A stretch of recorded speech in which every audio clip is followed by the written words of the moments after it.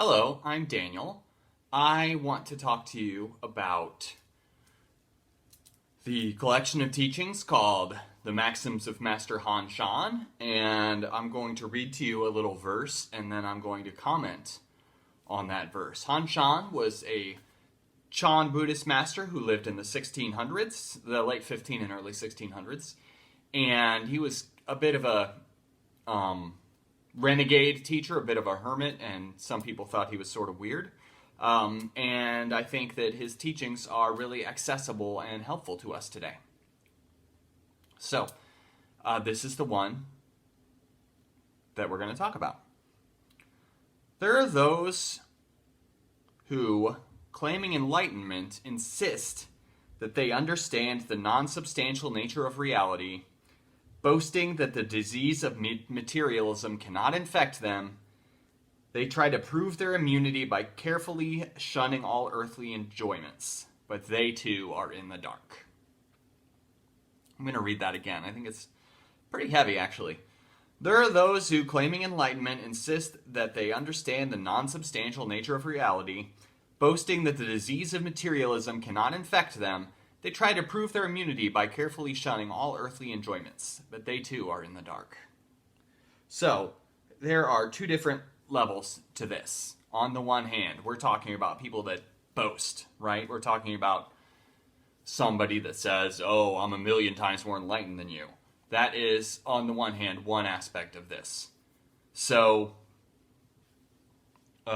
we see this sometimes. If you have seen a spiritual teacher who spends a lot of time telling you how awake they are and how great they are, well, that's what we're talking about. That is something to steer clear from, I think. I once went on a retreat with a Zen teacher who said, do not trust anyone that calls themselves a Zen master.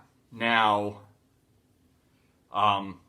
that was weird advice because I know her teacher called himself a Zen master, but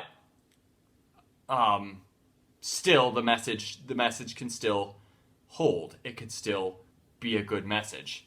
That is, if somebody spends time telling you how great they are, maybe we want to look somewhere else, or at least be careful.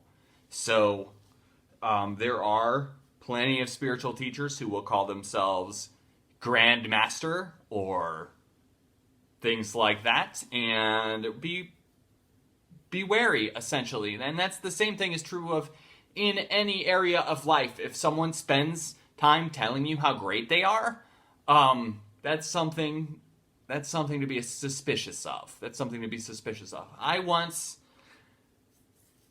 know a person who is a Buddhist teacher, and he spends a lot of time thinking about how to collect more titles, how to get fancier robes, how to have more teachers, and that just is unsettling to me, and I don't like it. That's not to say that those habits are good or bad, but they are habits that sort of make me take a second look. When someone calls themselves something like Great Master, Grand Master, Most Venerable, anything like that, I have a lot of questions. My nature is not to just believe that person, but just to think, are we declaring a little bit too much here, right? Are we going out of our way a little bit too much? My favorite teachers are the humble ones. And the writer of this teaching, Han Shan, was a very humble teacher. He didn't try to establish his own temple or prove he was a great master to anybody. So that's sort of a thing to think about. And that's to say, I'm not going to shame anyone that takes a title and tells everyone what their title is, but I am going to say, maybe just look at what's being taught instead of just falling under the sway of that word Roshi or Chanshi or Lama. Just be cautious, because sometimes people take those titles because it's the right time for them, it's the right reason for them, but other times they really want you to know how great they are.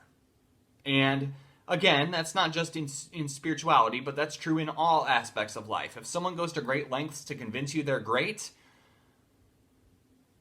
that's sort of a tough thing, right? That's sort of okay, right? It's, I'm a million times as humble as you are. And if somebody says something, no one will say something that absurd, but if somebody says something that seems to approach that, that's a situation to be careful. And some people may not like that I'm saying this, but that's a situation to be careful. And the second aspect of this, boasting that the disease of materialism cannot infect them, they try to prove their immunity by carefully shunning all earthly enjoyments. They too are in the dark. So, Buddhism teaches balance.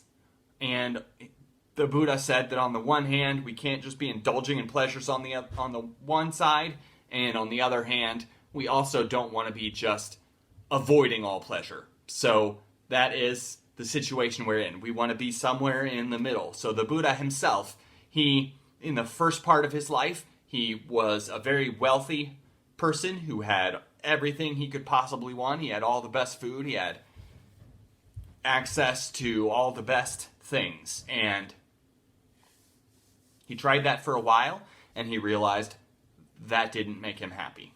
And that was really the measuring stick. That is what everybody he knew said would make him happy, and it didn't make him happy. So he gave all that up, and he went and he lived in the wilderness, and he met these guys called the five ascetics, or what they're called.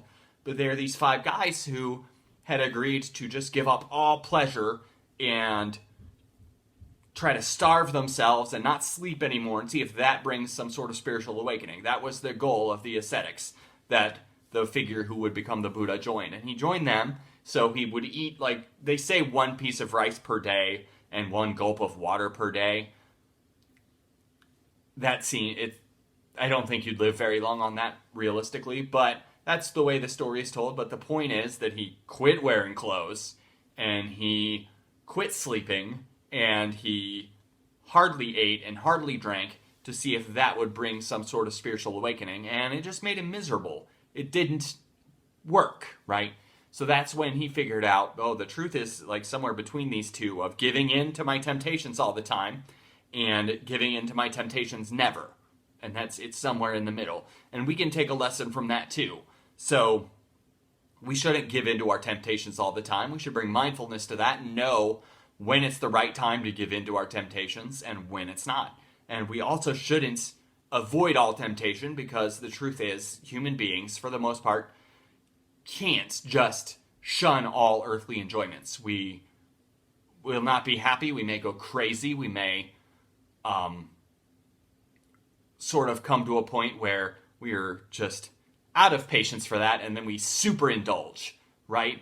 If you've ever, I have found that if I skip breakfast and lunch, which I've done before, I want to eat a lot at dinner. And a lot of people have that habit too. I don't eat breakfast, I don't eat lunch, and then at dinner I'm going to eat all the things, right? And that's sort of what I think of here. I think of, if we avoid pleasure, there could be a release later, and it could be a real problem. We could make some real mistakes if we're not careful. So that is why we call it the middle way in Buddhism, but we can just call it approaching balance, where we are not overindulging, but we're also not avoiding all the things we want, because that's no way to live. And that is not the message of Buddhism, to avoid all the things you want, but rather to just bring mindfulness and balance and try to do things that are good for us.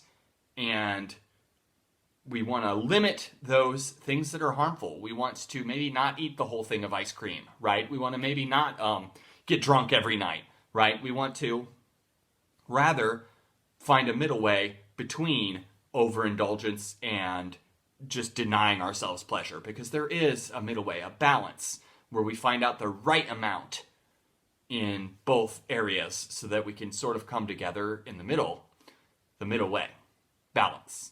And that is a big part of the message of Buddhism, is that balance is good. So that's all for today. Thank you for taking the time to listen to me, and have a good day.